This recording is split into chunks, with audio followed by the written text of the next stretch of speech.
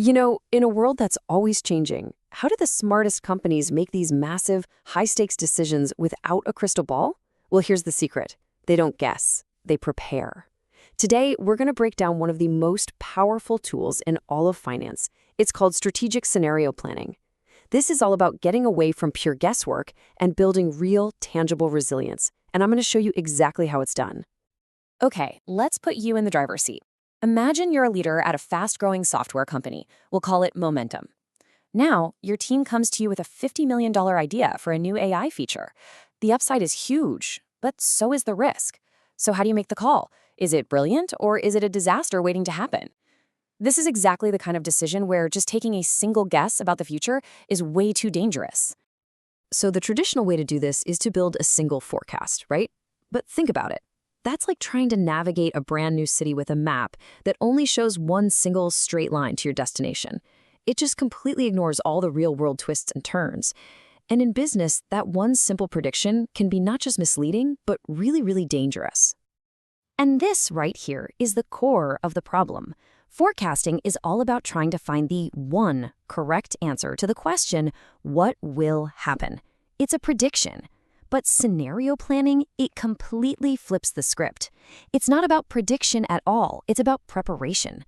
It asks a much smarter question, what might happen? And then helps you build a solid strategy for each of those possibilities. So if that single forecast is a flawed roadmap, think of scenario planning as the full topographical map. The kind that shows you all the possible routes, the easy climbs, the really steep hills, and even the dangerous cliffs to avoid. It gives you the full picture so you can navigate any terrain and build a strategy that's truly resilient. So what is this thing really? Well, scenario planning is just a structured, disciplined way of looking at the future. Instead of trying to be right about one single outcome, the whole goal is to create several detailed, believable stories about what could happen. This helps you really understand the forces that are going to shape your world and, more importantly, how you can respond to them. The most effective way to get started is by charting 3 key futures. Think of these as the main paths on our new map. We're going to build out a base case, a best case, and a worst case. For our company, Momentum, this is going to give us a really clear range of possible outcomes for that big AI project. First up, we've got the base case. This is your most likely kind of middle-of-the-road outcome. It's the journey you expect to take if things go more or less according to plan. This is your anchor point. It becomes the financial benchmark that you measure every other possibility against. And to build it, you have to ground yourself in reality. You use conservative assumptions based on what you already know, things like your past sales data, industry averages. The key assumption here is that no major surprises are going to happen, good or bad. It's our steady state reality check. So for Momentum's AI project, the base case might look something like this. We'd project about 8% revenue growth, which is right in line with our history. Our cost of goods sold, or COGS, basically what it costs us to deliver our software, that sits at a stable 45%. And the cost to acquire each new customer, our CAC, is about $150, which is exactly what it's been for the last couple of quarters. This is our baseline. Okay, with our baseline set, now we can start to explore the extremes. First, let's look at the bright side. What if everything just goes perfectly? That's the best case. And modeling this isn't just wishful thinking. It actually prepares you to seize an opportunity if the winds suddenly shift in your favor. This scenario is built on a scenario where everything just clicks. The new AI feature is a massive hit. The market adopts it way faster than we expected, and we find new efficiencies that actually lower our costs. In other words, this scenario puts a real number on just how big this win could be. So for Momentum, the best case numbers look a lot different. Revenue growth suddenly jumps to 15%. And because we're selling so much, we get volume discounts from our suppliers, which drops our cost of goods sold down to 42%. And our marketing is so effective, so viral, that our customer acquisition cost falls to just $100. With these numbers, the entire financial picture totally transforms. But what if things go wrong? This is where the worst-case scenario becomes one of your most valuable strategic tools. Seriously, it's not about being negative, it's about being prepared. This is how you stress test your company's ability to survive a storm. The worst-case model's a kind of perfect storm of bad events. Maybe a competitor beats us to market, a recession hits, and our project costs just spiral out of control.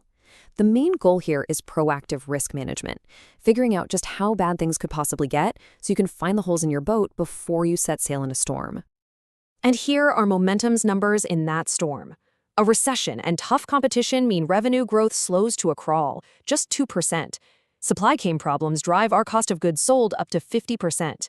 And because we have to spend a ton on ads just to be heard, our customer acquisition cost balloons to a painful $250.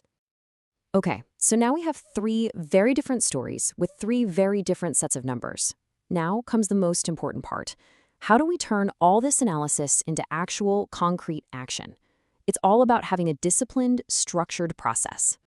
And the process is very systematic. You define your purpose, you gather data, and you establish the key drivers for each scenario, just like we did. Then you project the financials, and this is crucial, you build the full integrated financial statements for each story. Finally, you have to validate and challenge everything. You know, this is also what makes scenario planning so much more powerful than a simpler technique called sensitivity analysis. Sensitivity analysis is like tweaking one knob at a time, like what happens if only our price changes. But scenario analysis changes a whole set of connected knobs all at once to tell a complete, coherent story. Because a recession doesn't just affect sales, right? It affects costs and customer behavior too. The analysis really comes to life when you trace how these different stories impact your core financial statements. This is how you translate these theoretical scenarios into the real-world language of your business: profit, cash, and solvency. So on the income statement, you'll see the full spectrum of profitability. In the best case, Momentum might see record high net income. Awesome. But in the worst case, that $50 million project could lead to some pretty significant operating losses. This shows you the true range of your profit risk. But even more critical is the cash flow statement.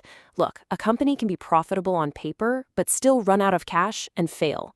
This statement shows you your actual liquidity.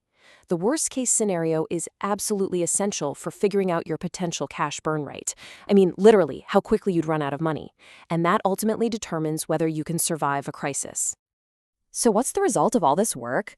Well, armed with this analysis, Momentum's leadership isn't making a blind $50 million bet anymore. They have a clear, quantified understanding of the potential rewards and, just as importantly, the risks. They now have a massive strategic advantage. And the final step isn't just the analysis, it's the action plan. The best companies create what are called scenario playbooks. These are basically predefined sets of actions for each scenario.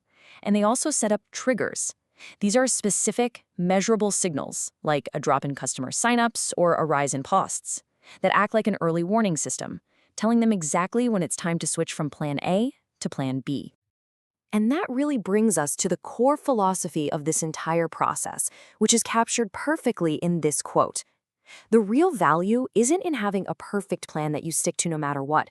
No, the value is in the process of planning, of constantly thinking about the future, challenging your assumptions, and building the organizational muscle to adapt to whatever comes your way.